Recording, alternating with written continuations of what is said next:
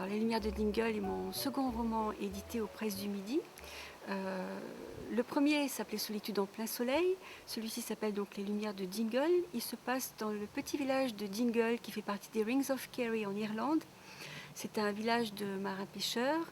L'histoire se situe à la fin des années Thatcher, quand l'Irlande était encore en proie à beaucoup de chômage. Les jeunes étaient bardés de diplômes mais ne trouvaient aucun emploi. Ce livre en fait raconte l'histoire de Lindsay qui a 22 ans et de Kitty qui a 20 ans. Il y a d'autres personnages dans ce livre.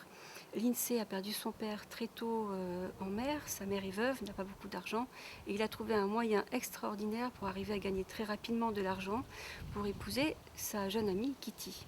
Alors, le problème, c'est qu'il a envie de l'épouser, il en est très amoureux, seulement il disparaît la veille de ses fiançailles. Oui, voilà, je vois que vous avez bien suivi mon histoire. Donc, Lindsay disparaît la veille de ses fiançailles. Tout le village va partir à sa recherche.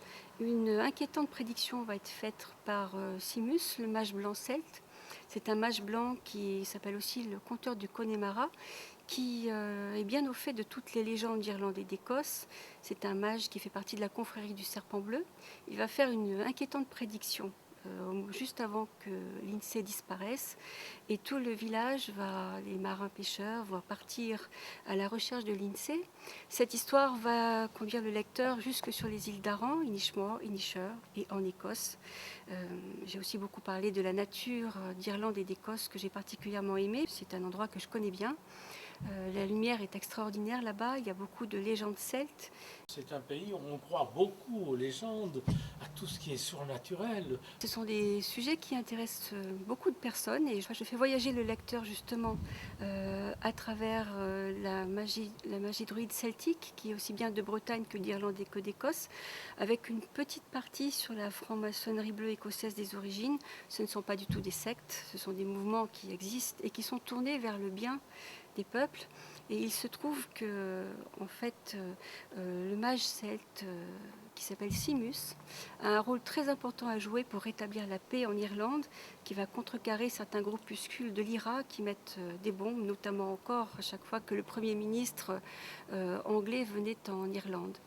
Cette histoire raconte aussi beaucoup de légendes celtes que l'on retrouve aussi en Bretagne, avec des forêts notamment sur lesquelles le temps n'a aucune prise. Des forêts avec des champignons hallucinogènes qui font que mes personnages qui sont cavaliers semblent changer de monde et ça les entraîne dans des aventures assez extraordinaire et j'ai eu beaucoup de plaisir à écrire cette histoire et je ne vous raconterai pas la fin.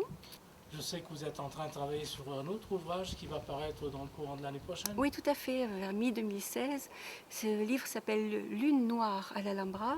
Il se passe à Paris, à Grenade et aussi dans la Sierra Nevada. C'est à peu près sur la même trame que mes autres romans, avec une histoire d'amour, avec beaucoup de descriptions sur les paysages.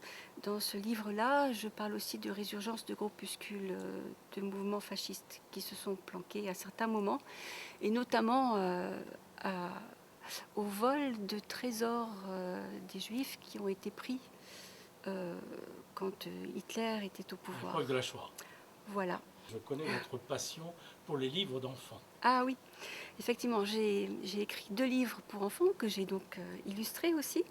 Je les ai vendus avec beaucoup de joie, je les ai dédicacés à beaucoup de petits enfants, dont certains m'arrêtaient dans les rues. J'ai terminé mon second livre pour enfants, écrit et illustré, qui s'appelle Le roi Gustave et Géraldine et la skate grenouille. Dans ce livre-ci, la fée et la sorcière s'expriment en vers. C'est un conte que les adultes peuvent lire aussi.